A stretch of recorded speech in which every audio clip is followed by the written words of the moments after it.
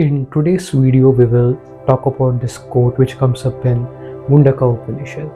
So the quote is Brahmavid Brahmaiva Bhavati. Brahmavid Brahmaiva Bhavati. It loosely translates into English, which says, by knowing Brahman, you become Brahman. So it is not exactly you become Brahman, so you simply recognize that you are already Brahman. Let's explore further this particular quote, and we will do this in 3 steps today. Brahmavid Brahmaiva Bhavati, the knower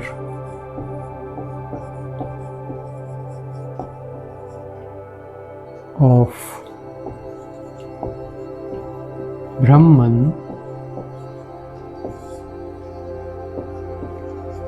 becomes Brahman. Again, I have mentioned this in my previous video as well. This is not the Brahma Vishnu Maheshwara. This is not that Brahma. Brahman is the ultimate reality, the absolute infinite reality. It does not have any form. If it were to take a form, we say that to be this universe. So in the first step, we will see the separation that is created. So between the Jiva, you, the individual, and the God, the highest reality, there is always the duality of you and that. Now this duality in its most essential form is the duality of you and something, just the mystery of the unknown. There are 2 things, you and God, you and creation, whatever it is. Okay, so the step 1, we will see this separation that is created. Separation, or it is the ignorance. Simply it's an ignorance. There is no actual separation. Separation between what? Okay, let's call this as Jiva, which is basically us individuals, and then on the other side we have the highest reality, right? Now this is whatever you can call it, so the names are different. I will just call this, because we are talking in the context of Upanishads, specifically Brahman is the word which is used, and you can replace it with any words you are comfortable with. Now there are embodiments of this Brahman where we call the usual God of the word has a form. You can keep that as well. The idol worships you do, the idol is also Brahman. It is the manifest aspect, because we as humans, we cannot imagine the formless. It is impossible. We associate that with our dearest Lord, whoever it is. But I am specifically referring to the source of everything. Even if there is an embodiment of that highest reality, the Lord is from somewhere. It's an emanation of that infinite potential. That is, there is a drop which comes out of that infinity. That could be your God. So if it is scientific, we can call this as the unified field. Probably there is no one word in science, but unified field is close enough. So the separation is, we think that we are separate from this. So the separation is created by this illusion, which we usually call this as the Maya. Let me create a bigger box.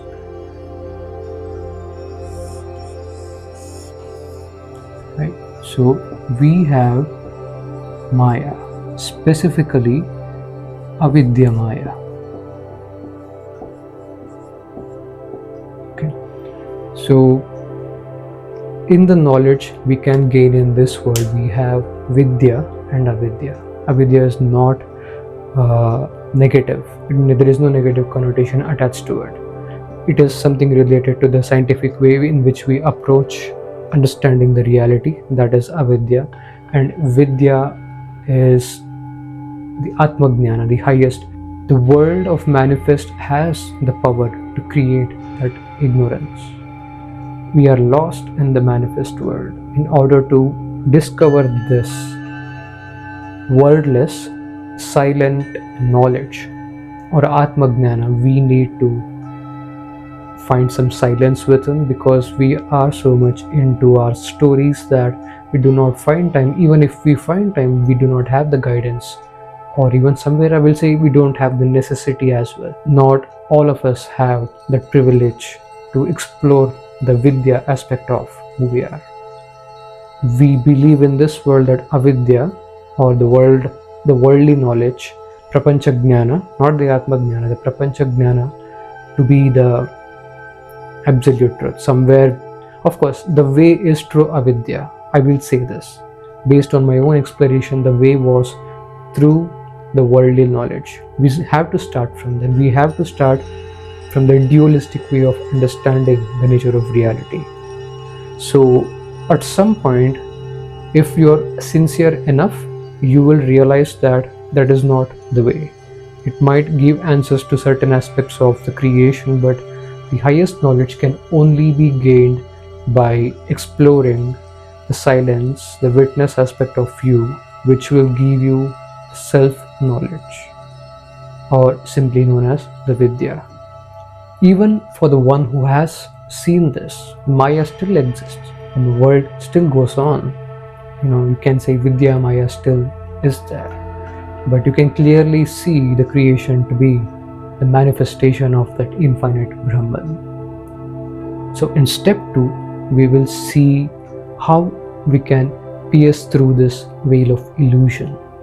Just a mental belief, a system of beliefs we have within us that is blocking us from seeing this particular quote, that by simply seeing the Brahman, who or what it is, you become that. You realize that you are that.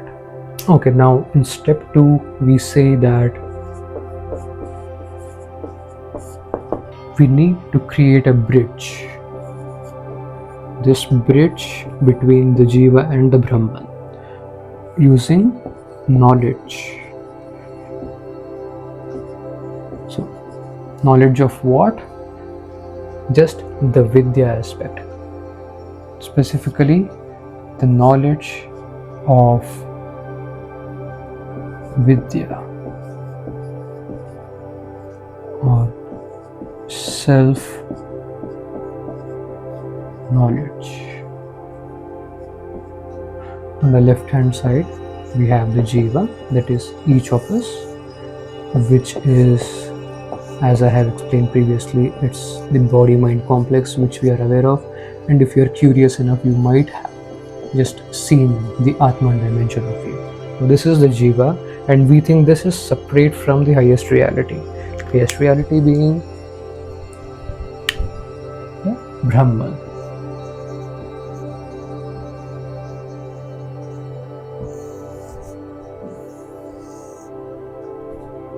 And in between, we have a belief system. It is a mental construct. We have basically this part which creates this division between me and the other. In its most essential form, it's the division of you and the highest. So how do we get through this? In order to pass through this, how do we break this illusion? We make use of the knowledge, specifically the Atmagnana, knowledge of the self. Now here the self is not the limited ego. We all have the limited self. We have the ideas about who we are. Not the ideas, it's the memory as well. You know from your past who you are based on your achievements and whatnot. You identify with these. Now that is something which creates this illusion. This is not for all. This path is not for all, but somewhere we don't even know that we want to merge. The Jiva is craving to merge with its highest reality, and not all of us can go through this path. So we have different paths here. So some of us just choose the Bhakti. The most famous 4 paths are we have the Bhakti Marg, and then we have try to reach Brahman Bhakti. Some of us, we do karma. We just take care of our dear ones and the society. By doing that as well, you can. And you can also pierce through the veil by Raja Yoga. Raja Yoga is the Patanjali aspect, and through Jnana is another path. Jnana Yoga.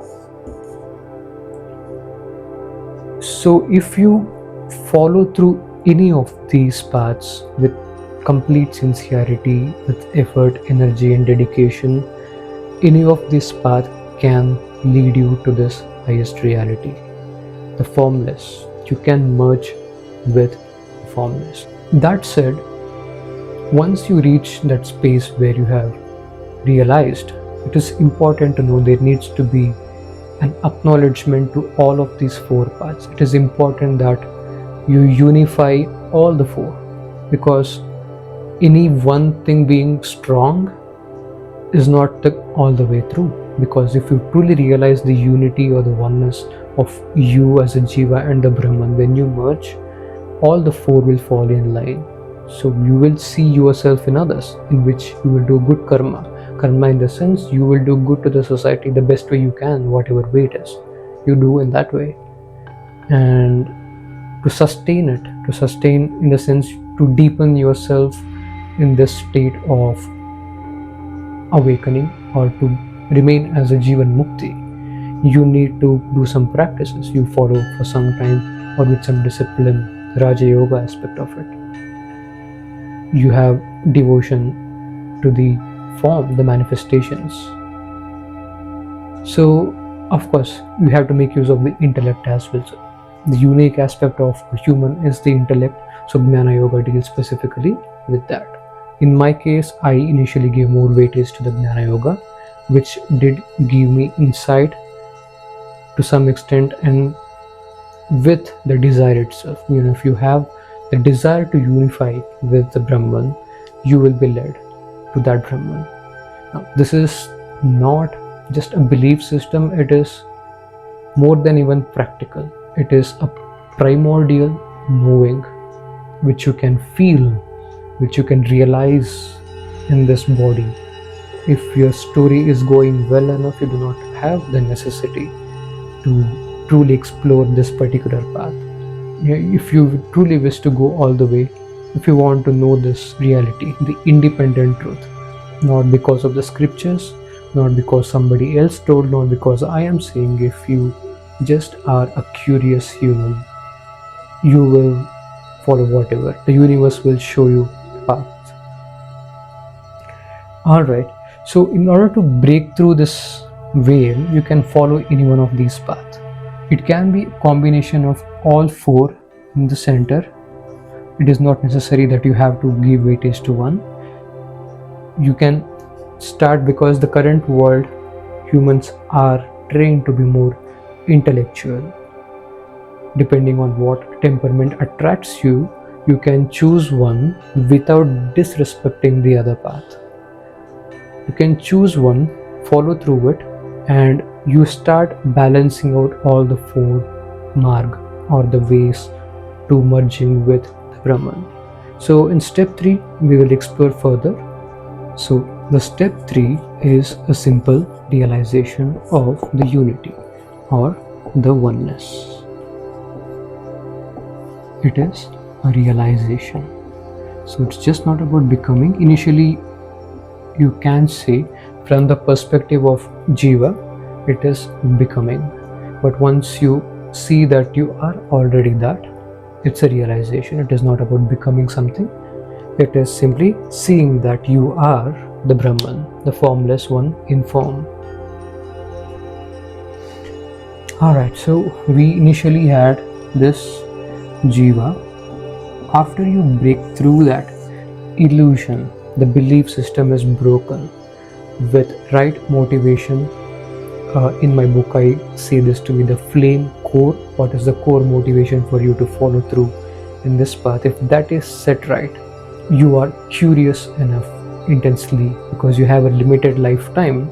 You want to know the reality of who is born into this world. And what is this world? That intense desire is sufficient enough. You make use of the instrument to do good karma. How well you can make use of the intellect to understand further the manifest aspect. The unmanifest aspect of you is absolutely clear because it is recognizing. Of course, you can further explore the nature of duality. That is what science is doing. You can go in depth into that. So the Jnana Yoga, you can refine it to the Vidya aspect as well. A Vidya exploration goes on. The Vidya aspect is brought into light. And you can have reverence to forms. You can have reverence to those embodiments which came in human form. They realize this true nature, so you respect them, have devotion, you have bhakti, and then you keep your own practices, the regular practice of your meditation or the Patanjali Yoga, whatever it is which is helping you align the body and mind to stabilize in this realization. So you can balance out depending on requirement. You will get the guidance from within. So once you break through this, you see that the Jiva is in the center. This is nothing but it is. Jiva cannot exist without the bigger.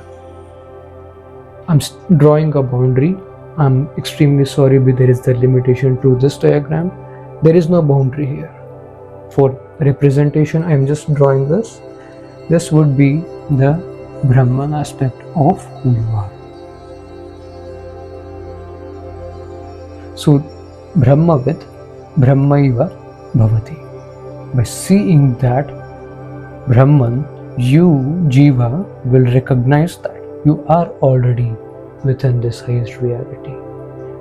You will create this openness within you where every movement, every thought, your body movement, whatever it is a manifestation. It is a movement of this space itself. There is a causal link on how things come into place.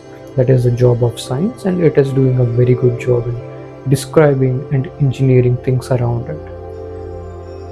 So this is the last step. Last step is nothing but a simple realization that Jiva is Brahman.